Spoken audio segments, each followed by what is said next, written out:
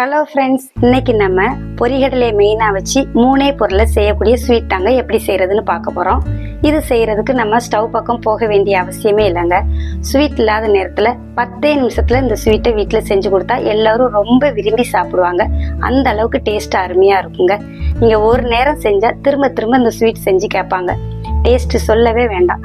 வாங்க இதை ரொம்ப ஈஸியாக எப்படி செய்கிறதுன்னு பார்க்கலாம். ஃபஸ்ட்டு இந்த ஸ்வீட் ரெசிபி பண்ணுறதுக்கு ஒரு மிக்சி ஜாரில் 1 கப் பொரிகடலை சேர்த்துக்கோங்க. கூடவே 1/2 கப் சர்க்கரையும் சேர்த்துக்கோங்க.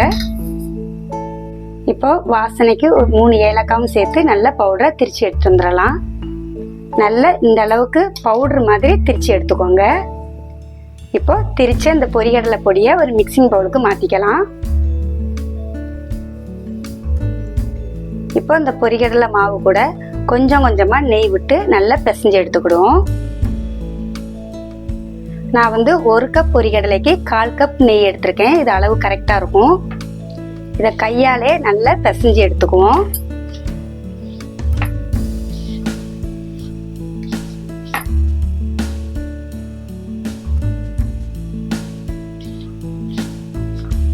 பிசைய பிசைய நல்லா இலக்கம் கொடுத்து வருங்க. நல்லா பிசைஞ்சுக்கோங்க.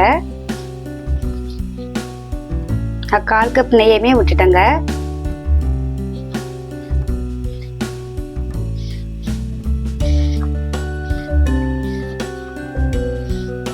மாவு நல்லா பிசைஞ்சாச்சுங்க. இந்த அளவுக்கு பிசைஞ்சு எடுத்துக்கோங்க.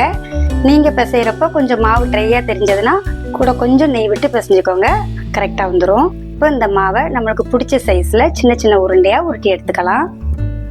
அவ்வளவுதாங்க. எல்லா மாவையுமே அழகாக உருண்டை பிடிச்சாச்சு. இந்த ஸ்வீட் செய்கிறதுக்கு நம்ம அடுப்பு பக்கம் போக வேண்டிய அவசியமே இல்லைங்க.